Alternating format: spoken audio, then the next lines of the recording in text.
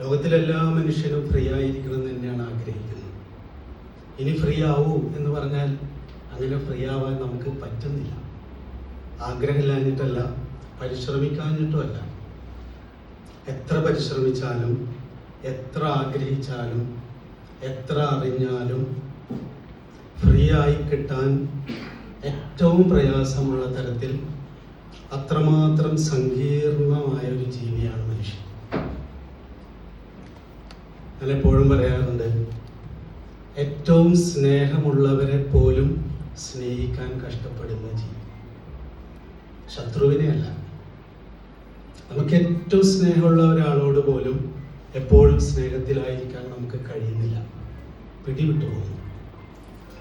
മക്കളോട്, ഭാര്യയോട്, ഭർത്താവിനോട്, സുഹൃത്തിനോട്, ലോകത്തെ മുഴുവൻ ഒന്നായി കാണുന്നത് നമുക്ക് മാറ്റിവെക്കാം. ശത്രുവിനെ സ്നേഹിക്കുന്നത് നമുക്ക് മാറ്റിവെക്കാം. ഏറ്റവും ഇഷ്ടമുള്ള ഒരാളോട് ചെറിയൊരു വാക്ക് മതി. ലോകത്തിലെ ഏറ്റവും വലിയ ശത്രുവിനോട് എന്ന പോലെ പൊട്ടിത്തെറിക്കുന്ന ഒരു ജീവിക്ക് പറയുന്ന പേരാണ് മനുഷ്യൻ.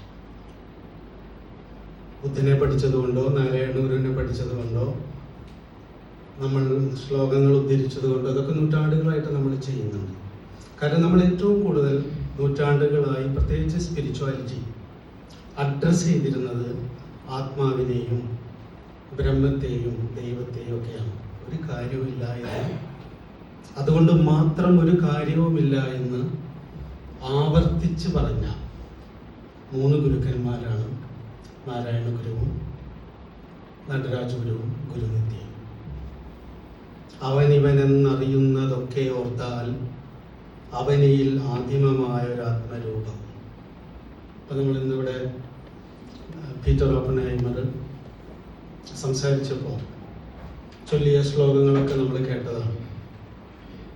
പക്ഷെ അങ്ങനെ തന്നിൽ നിന്ന് അന്യമല്ലാതെ എന്നു കാണുന്നു സർവവും, അന്നേതു ശോകം അന്നേതു മോഹം ഏകത്വ ദൃക്കിനെ.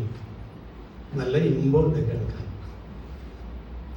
നമുക്ക് നമ്മളെ തന്നെ, എനിക്ക് എന്നെ തന്നെ ഒന്ന് ചേർത്ത് പിടിക്കാൻ പറ്റാതെ ഞാൻ കഷ്ടപ്പെട്ടുകൊണ്ടിരിക്കുക. സർവത്തിനെയും വിടാം, പ്രിയപ്പെട്ടവരെയും വിടാം. എന്നെ ഒന്ന്, ഞാനൊരു സ്ഥലത്തുനിന്ന് അടങ്ങി ഒതുങ്ങി ഒരു 5 മിനിറ്റ് ഒരു സ്ഥലത്തൊന്ന് സ്വസ്ഥമായിട്ട് ഇരിക്കുമെന്ന് പറഞ്ഞാൽ നമുക്ക് ഇരിക്കാൻ പറ്റുമോ? പറ്റില്ല. 3 മിനിറ്റ് കഴിയുമ്പോൾ ഇളകാൻ തുടങ്ങും. അകത്തും പുറത്തും ഇളക്കാണ്, സ്വസ്ഥമാവാൻ പറ്റുന്നില്ല. ഒരു പൂച്ചയ്ക്ക് പറ്റുന്നുണ്ട്. പൂച്ചയ്ക്ക് മിനിമം നീഡുകളൊക്കെ ഫുൾഫിൽ ചെയ്ത് കഴിഞ്ഞാൽ പൂച്ചേനെയും നായനെയൊക്കെ നമ്മൾ ശ്രദ്ധിച്ചാൽ അറിയാം. പിന്നെ അവരുടെ ഏറ്റവും സ്വസ്ഥമായ ഒരു സ്പേസ്, നമ്മളെ എത്ര സ്നേഹിക്കുന്നു, പൂച്ചയായിക്കോട്ടെ നായായിക്കോട്ടെ, അവർക്ക് നമ്മുടെ സ്നേഹമൊന്നും എപ്പോഴും വേണ്ട, കുറച്ചു നേരം മതി. അത് കഴിഞ്ഞാൽ ഉടൻ അവർക്ക് ഏറ്റവും ഇഷ്ടപ്പെട്ട ഏറ്റവും സേഫ് ആയിട്ടുള്ള ഒരു സ്പേസിൽ പോയിട്ട് അങ്ങ് റിലാക്സ്ഡ് ആവും. നമ്മൾ ഈ പോലെ ഫ്രീ ആവും. നമുക്കത് സാധിക്കുന്നില്ല. ധ്യാനിച്ചിട്ട് സാധിക്കുന്നില്ല, പ്രാർത്ഥിച്ചിട്ട് സാധിക്കുന്നില്ല.